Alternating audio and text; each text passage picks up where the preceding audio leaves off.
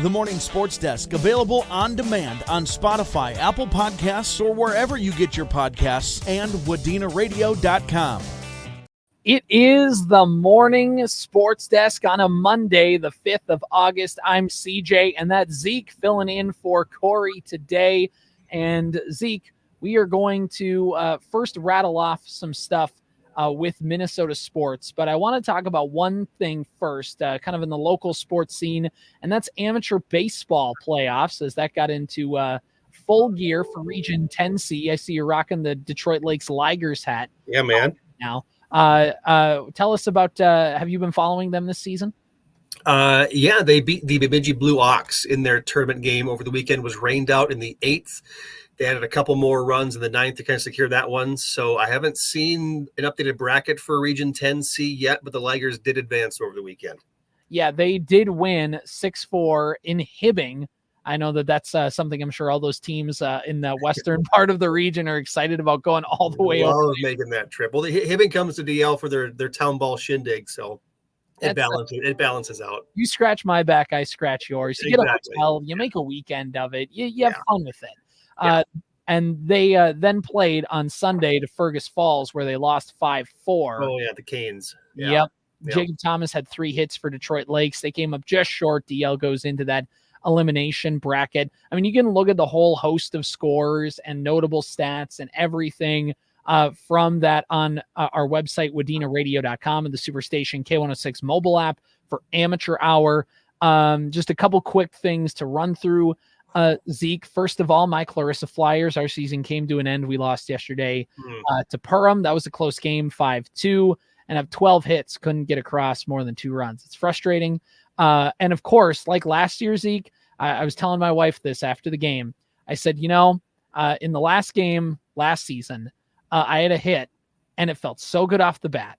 And I was just like, oh man, that's like all winter. I'm going to be thinking about that and how good it felt and how I'm ready to come back again. And she looked at me, because of that same thing happened in my first at bat yesterday. And she looked at me with a very we'll just say with a very predictable voice, said, I know. So we got to get that off-season program working to see if that thing will hold up. I don't know. In terms of Olympians, I think I should have retired about 5 years ago, and that's probably what my body's telling me. But for town ball, your best days are still ahead of you, man. Prime shape of my life. You ever watch the Olympics and they're like, look at Simone Biles, age 27. I'm surprised she doesn't need a walker to get into the facility. You're like, right? Oh, I hate comments like that. Yeah, where I saw a stat like the average winner of the all around of the Olympics the last 50 years has been like age 20, and Simone won it at age 27, and everyone's acting like she's the oldest thing to ever happen. People called her grandma. Right? 27. Crazy. She's the oldest person to win the all around since like 1952, I think, which again is crazy. Yeah. In and of itself, it's wild. But another shout out here is to the New York Millers, who won against Deer Creek 6-0, and they punched the first ticket to the state tournament from Region 14C. They take 2 bids to state, and they secured the first one by beating the Shockers 6-0. Caden Roberts had a complete game shutout on the mound. Logan Small had 3 hits, one of which was a grand slam to kind of seal the deal for New York Mills. And they await to see who they're going to play next week for seeding. Deer Creek, Midway, and Perham are all still fighting for that final berth. And we'll break it all down at the end of the week, but just kind of an update on town ball. Urbank also fell to Sox Center on Saturday night. They got to make their way through the elimination bracket if they want to get the 1 bid in Region 16C. Zeke, do you know in 14C, is that 1 or 2 bids into the state tournament? I think it's just 1, but I'll double check. Yeah, it depends on the number of teams you have in, and there's all the technical stuff that's way above my pay grade. But yeah, sometimes they put them in, sometimes they don't at all. It all kind of depends, really. So, all right, Zeke. Well, we kind of teased it earlier. So every Monday, me and Corey do what we call a vibe check on the Morning Sports Desk, and essentially what it does is we just kind of run down how we're feeling on certain things in Minnesota sports, and it also gives us just a good excuse to use this. Vibes? You know about vibes? Vibe check. Vibe check. Put out the vibe. So we're putting out the vibe on some certain things, Zeke. And how about those Minnesota Twins who got a tough 3-game sweep over the weekend against that Nails squad, the Chicago White Sox? Me and Corey were talking about this on Friday, Zeke, and we mentioned, we're like, you never want to predict the sweep in baseball because it's so hard. Even no matter how good or bad a team is, usually sometimes you can get one win in a 3-game series. But no, the Twins easily sweep the Chicago White Sox, and they finished the year, I think, something like 13-1 against the Chi Sox, or 9-1 or something. They only lost to them one time. And basically, my vibes for the Twins right now sit at it's the vibe I love. I love the vibes right now. Zeke, what are you thinking? I saw a quote from Carlos Correa, MLB.com posted it, where he says, "I think we're good enough to win it all." And they really looked like it against the White Sox. They tried to give the third game away. They put Randy Dobnak in with only a 5-run lead. He gave up 2 runs. Twins ultimately win 13-7. But as a Twins fan, I love to see the Chicago White Sox struggle like this. Wow. Like it is embarrassing at this point. 27 wins. They're 41 and a half games out of first place in the AL Central. They've lost 20 in a row, the longest losing streak since the Baltimore Orioles in 1988. They lost 21 in a row. And so they can easily do that. I mean, as a guy who grew up watching this Twins White Sox rivalry in the mid 2000s and battling for division championships, and then they win the World Series in 2005 with AJ Pierzynski, the guy that we traded to get Mauer in the lineup, and then all that stuff, and just the butting of the heads between these two teams. I do not feel bad for the Chicago White Sox. I personally hope they never win again. That's just how I feel. Well, the good news is their fan base thinks they may never win again. Somebody had the Oakland A's sign with, like, we may never lose again. They photoshopped in win. And that's, it's the vibes are not great for the Chicago White Sox. It's really, really bad. In a word, it's like, Well, the vibes are wrong. The vibes are wrong. They're just wrong. And remember, Zeke, because of MLB's new tanking rules, the Chicago White Sox are only eligible to get the 10th overall pick, despite the fact that they are on pace to be the worst team in the modern era. Yeah, man.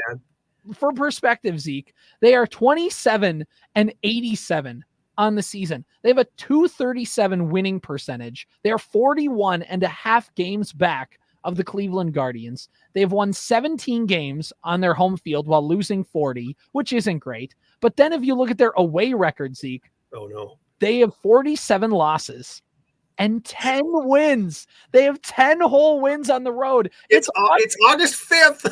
They have 10 road wins? Yes. No. The Twins, I think, got 7 road wins on that 13-game winning streak they had back in May. Yeah. Oh no. God. It's so bad. And like you talked about, I don't feel bad for them one bit. And neither, by the way, does former White Sox manager Ozzie Guillen. Do you see this clip? Where he's talking about he's on the post-game show, him and Frank Thomas were, and they were he was talking about Pedro Grifol, the manager of the White Sox, who now in his managerial record in his second season, 100 games below 500 as a manager.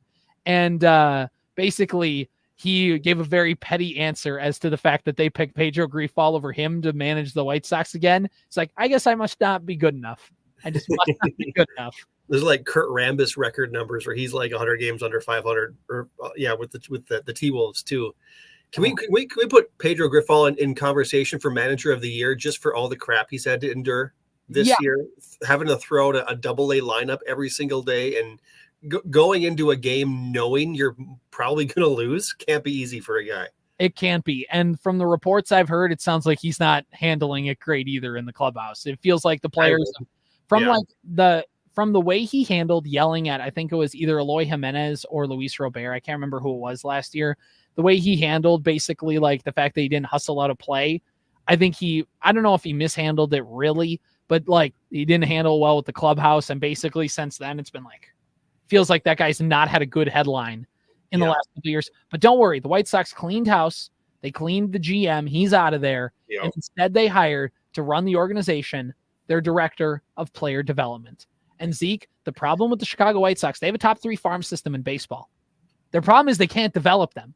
Mhm. Well, they put the guy who's in charge of player development to run the whole organization. Brilliant. 10 out of 10. Great organization. It looked really good for a while back. 4 years ago, Tim Anderson, Eloy Jimenez, Jose Abreu, Yohan Luis- Moncada. Juan Moncada. They had all the pieces there. They had Giolito. They had all of. I forgot about Giolito. Oh, that guy scared me. And now he's Hendricks. They were such a good team in 2021. They were set up to win this division every year for the next 10 years. And then they hired Tony La Russa as their manager because their owner is smoking buddies with him. Yeah, that's as long as Jerry Reinsdorf has his fingers in the White Sox, not many good things are going to happen. Or as a matter of fact, just doesn't put his fingers in there at all. Just basically he's only there to threaten to move the team to Nashville, I think, is basically what he's there for. I can't get over the fact that when they won the World Series in 2005, the very first thing he said on the microphone was buy Bulls tickets. Yeah. Just, Yep. Anyway. You love to see it. You love to see it. You love to see it. You just love it. I don't feel any sympathy for the White Sox and their 5 fans at this point. Nope. This is why Pohlads aren't great owners. I'm not defending them in the slightest, but people say they're the worst owners in baseball. I'm like, well, that's not true because the worst owner, you're not even the worst owner in your own division. Like the White Sox, it's like you're trying to be the worst team in baseball, but the White Sox are there. Like you can't compete with that. So as long as Glenn Taylor's in town, you can't complain about the Pohlads being the worst. Exactly. Worst owners in town. It's not an endorsement of them. It's just more of a like this.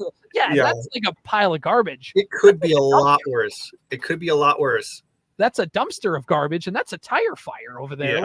That one's bad, but my goodness. Yeah, one of those teams is 4.5 games out of first place behind the best team in the American League. So, right, cool your jets. Don't let the Twins, who are 4.5 games back of Cleveland and only a half game in front of the Royals, don't let that obfuscate from the fact that the Twins have like a top 5 record just in the American. Like they're a top 5 team in baseball record wise. Mm-hmm. When you look at some of these other teams, the Phillies have kind of come back down to earth a little bit. Yeah, they've sucked lately. Yeah, they have. They've had, I think them and the White Sox have been the 2 worst teams in baseball record-wise since the month of July. Rough. Yeah, so sad. Yeah. So sad. You feel so bad for that city of Philadelphia. They just can't get a winner. Darn. You feel so terrible for them. Yeah. And the Twins are going to open up a 3-game series with the other Chicago team that is also in last place in their division with the Chicago Cubs. So, again, if you can win 2 out of 3, that'd be ideal. The schedule does get tougher for the Twins after that. Me and Corey talked about that on Friday, because then after this 3-game series with the Cubs, you have an off day on Thursday, 4 with the Guardians in 3 days, 3 with the Royals. Again, you play 8 games in 7 days, and then you go to Texas for a 4-game set. You go to San Diego for 3, off day, 3 at home against St. Louis, who's in a playoff position, 3 at home against the Braves, who are in a playoff position, and then 3 at home against the Blue Jays to finish out the month of August, who are going to be pesky, even if they're not in playoff contention this year. It's going to be a tough month of August. We're going to learn a lot about the Twins. Yeah, though that stretch against 4 games against Cleveland, one of them's a makeup day from a rainout earlier this year, then 3 against the Royals. That's really going to separate things here in the AL Central. Right, and that's the last time the Twins are going to play both of those teams at Target Field this season. They have one more set with Cleveland, a 4-gamer in the middle of September, and then in early September, they have a 3-game series with the Royals in KC. It's a big opportunity for them to take advantage against 2 of the division teams that are right. Twins are right with the Royals, and the Twins are chasing Cleveland. They want any shot at the division. They gotta play well in that stretch. So, all right, let's move things over to the Minnesota Vikings. Zeke, I'm gonna assume this is for you. It's the vibe I love. Good vibes for the Twins. Great vibes for the Twins. Yep. Great vibes. Ask me in a week, though. So, yeah, in a week, we're terrible team, terrible fan base, terrible owners. We got to sell everybody. Yeah. For now, everything's good. The Minnesota Vikings, Zeke, continue training camp. There is no practice today, but the first preseason game is, don't look. It's not too far away. It's coming up on Saturday. Vikings, let's win this game. So are you ready to tailgate for that preseason game Saturday afternoon at 3:00 US Bank Stadium? No, because it's a preseason game. No, the Vikings preseason is going to be very intriguing this year, because we've talked about this a little bit. Is number one quarterback stuff. I've seen some really good clips from JJ McCarthy out of training camp in Egan. but is he ready for the starting job? I kind of hope he doesn't get it, because I want to see what Sam Darnold can do, because I've been following this guy for a very long time. You put him in this offense with some big weapons, with a good offensive minded coach now, and I think big things could happen. The tough thing is the Vikings just have a gauntlet of a schedule this year. Mm-hmm. Like we were talking earlier a couple weeks ago, maybe about how if the Vikings are like winless at the bye week, maybe you go to JJ McCarthy. But the schedule for the Vikings, at the Giants, you host the Niners, you host the Texans, at Green Bay, Aaron Rodgers and the Jets week 5, and then it's your bye. And you could be 0-5 at that point, followed by the Lions. That could be a loss. At the Rams, that could be a loss. The Colts, that's a push. At the Jaguars, that could be a loss. And so Vikings fans need to buckle up for what could be a very, very long season. And maybe a season that we need, because we look at this team and we're always middle of the first round, early playoff exit. You're 8-8, missed the playoffs. They just haven't had that stinker of a season to get those high draft picks and rebuild that way. And maybe this is the year that it has to happen. It's a bummer that's going to happen. You re-sign Justin Jefferson to that $35 million a year contract extension. You've got TJ Hawkinson locked up. You've got all these big pieces that aren't going to like losing very much. And, current players don't want to play for next year. They want to play for the now. And so I think that'll be a big headline as we move into the season. If the Vikings, the schedule is tough for the Vikings this year. And I just don't want them to move to JJ McCarthy too soon. Let Sam Darnold have that stuff. Let McCarthy sit. But if he plays well in the preseason, that's only going to light the fire under this quarterback controversy, if you want to call it that. As the season goes on, I don't think it's a quarterback controversy. I think it's Darnold or nothing at this point, unless Darnold is just awful. But I've seen big plays from Darnold too, and so a lot of questions to be answered here in the preseason for the Vikings. So I think to summarize, Zeke, I'm going to lean this for you. Is your reaction? I want to vibe. You want to vibe. I do. You want to vibe so much. I want to vibe so much. Yeah. Is it weird to say that the Vikings could be the worst team in the NFC North this year? No. I think that it's very much in play, just because Chicago is going to have the last place schedule. Their wide receiving core is going to be really good. They're unproven in the head coaching department. They're unproven with the quarterback. So they're throwing a rookie quarterback right into the fire, which no matter how ready they are is always a gamble. Me and Corey went through the entire Vikings schedule and our win-loss predictions on Friday's episode. If you want to listen to that, you can go check it out.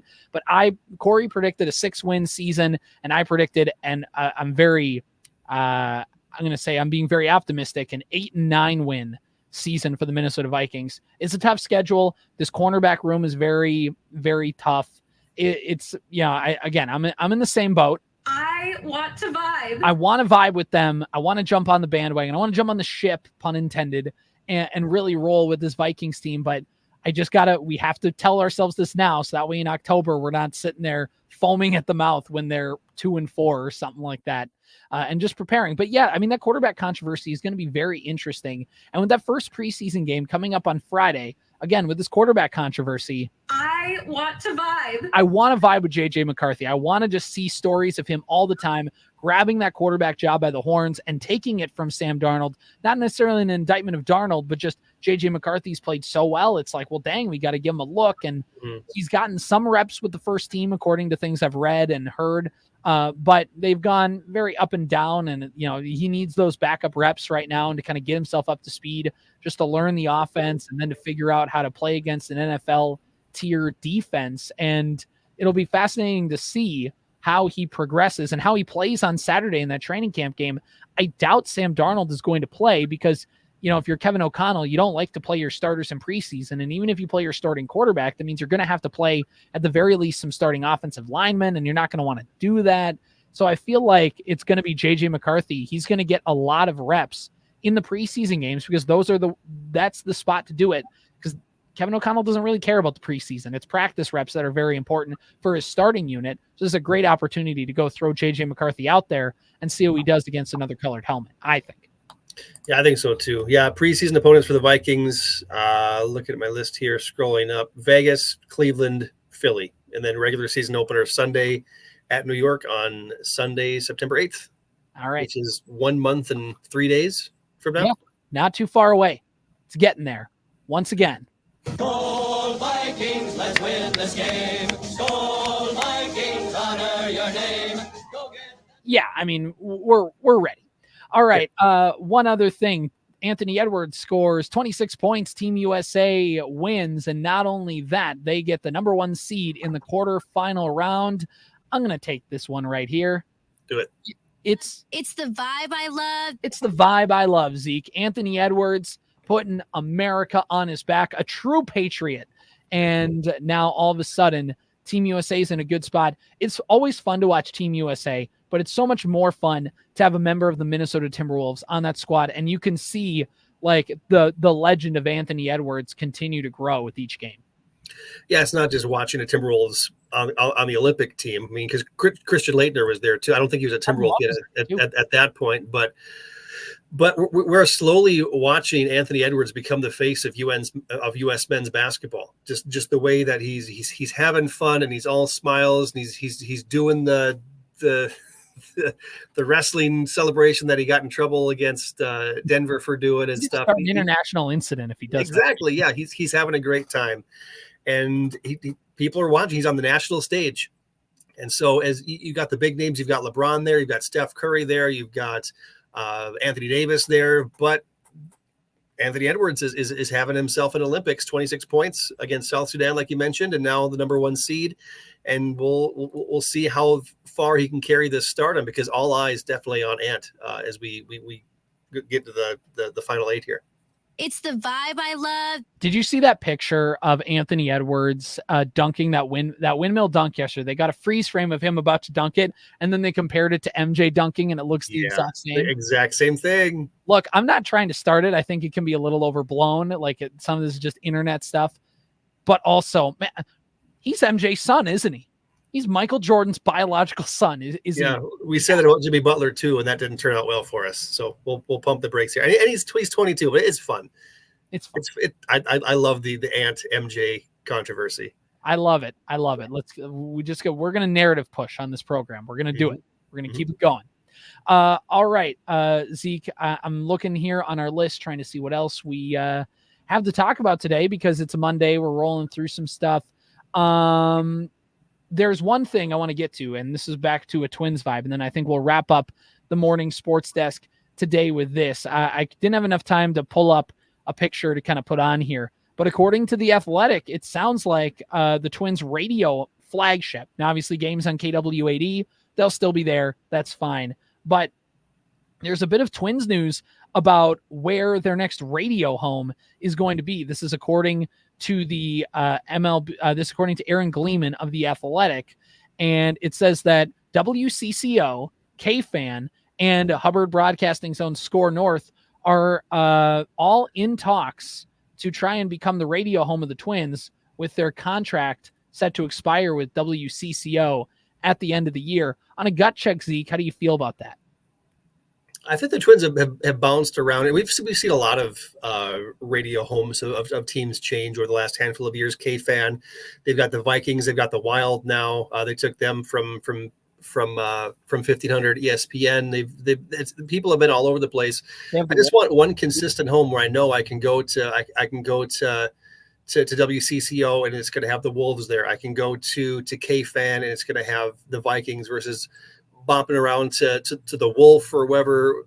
The Cities 97, I think, had the Twins for a while or something like that. Weird too. Just lock it down, because the last thing the Twins want is another kind of media controversy like what's going on with Bally Sports North. And where can I watch the Twins? And the thing the Twins don't want is now a fan questioning where can I listen to the Twins, because that's like the one consistent thing. At least out here in Greater Minnesota, is you can go to KWAD and listen to the Twins. You can go to whatever station to find the Twins, and it's not going to affect things out here necessarily, but in the cities where there's all those millions of ears looking for Twins baseball, and it just disappears. I think that's bad news for the Twins. They got to get this locked up sooner rather than later, I think. Yeah, it's fascinating kind of skimming through this article, because remember, the Twins were on WCCO up until about 2011, in which case they went to Again, Hubbard Broadcasting's 1500 ESPN at the time for a few years. And then they moved to the Pohlad-owned radio stations for a few years. And then those stations went defunct. And now they've moved back to WCCO.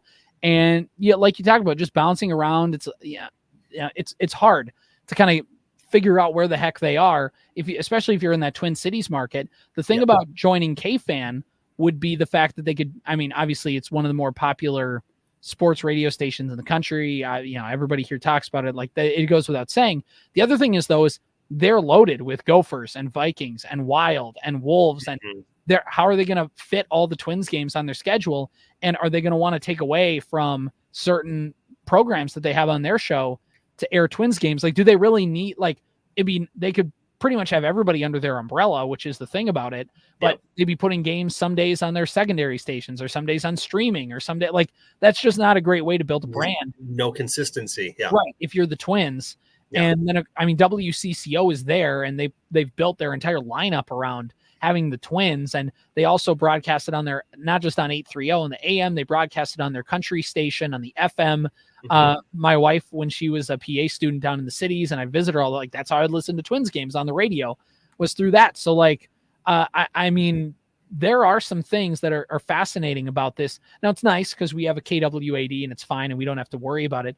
But it's just, the Twins are in a big flux, and this is a really important time for their organization to just get it right.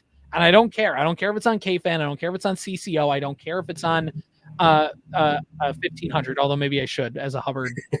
Wait, never mind. You didn't hear that. We want the Twins. We want the Twins. We love the Twins.